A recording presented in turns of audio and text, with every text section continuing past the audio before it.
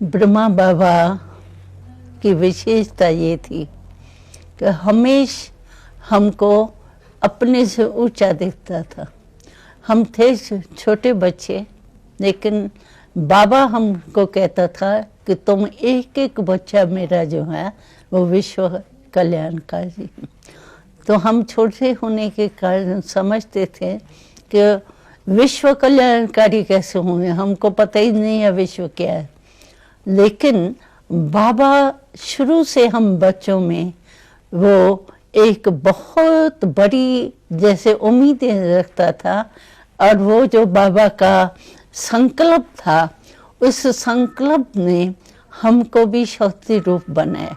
और बाबा की विशेषता ये थी कि कभी भी किसी के प्रति, समझो हम बच्चे हैं तो वैरायटी तो थे ही, लेकिन बाबा उनकी बुराई न देख करके अच्छाई की तरफ खुद करके दिखाता था।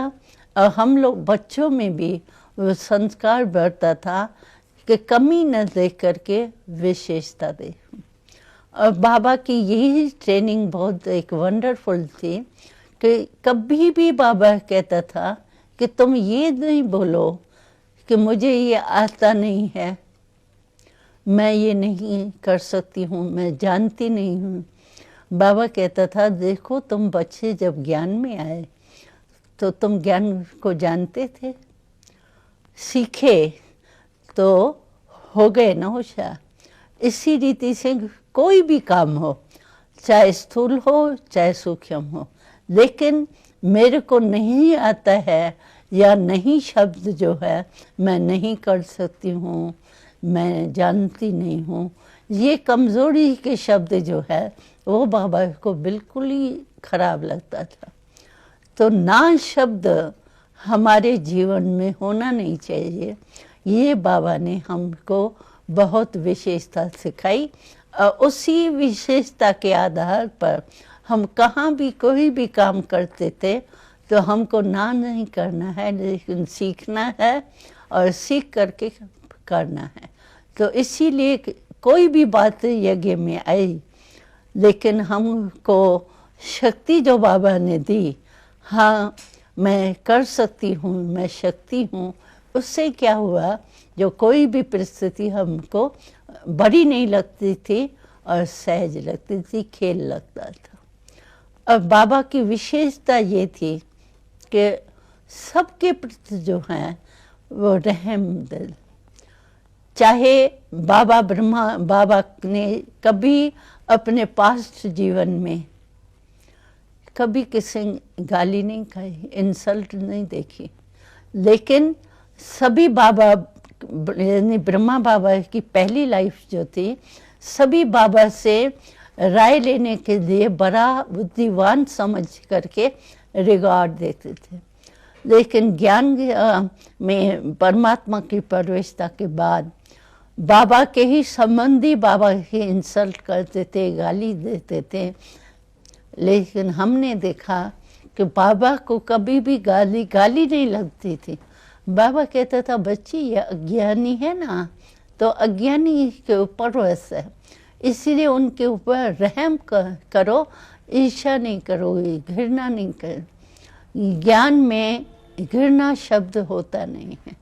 तो हमने देखा बाबा ने गालियाँ भी ऐसे सहन किए, ऐसे सुनी जैसे कि महिमा सुने। एक रस स्थिति जो है निंदा स्थिति में समान, वो हमने देखा। बाबा हमको ऑल राउंड बनाने चाहते थे, इसीलिए बाबा ने हम लोगों को शुरू से सब काम सिखाया। यानी बगीचे में काम करना वो भी सिखाया, और नौकर सब कुछ करे, हम शहजादियों माफिक चले, वो भी अनुभव कराया। लेकिन बाबा सब कुछ सिखाने के बाद भी ऐसे लगता था जैसे एकदम न्यारा और प्यारा। तो हम घूमने भी जाते थे तो बाबा हम लोगों को पक्का कराने के लिए समझो हम चल रहे हैं आगे और बाबा पीछे चल रहा है, तो बाबा बीच बीच में क्या करता था कि खुद जल्दी चल करके आगे हो जाता था, आगे जाके ठहर जाता था, तो हम सब पीछे हो जाते थे और बाबा खड़ा हो गया है तो हम लोग भी खड़े हो जाएंगे।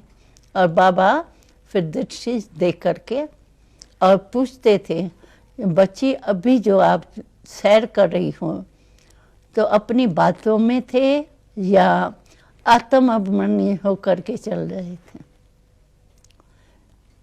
तो समझो हम बॉडी कॉन्शियस में आ गए, बातों में आ गए, तो बातों में नहीं आते थे, अटेंशन खींचते थे कि बाबा ने पूछा है, तो फिर जैसे रिफ्रेश हो जाते थे।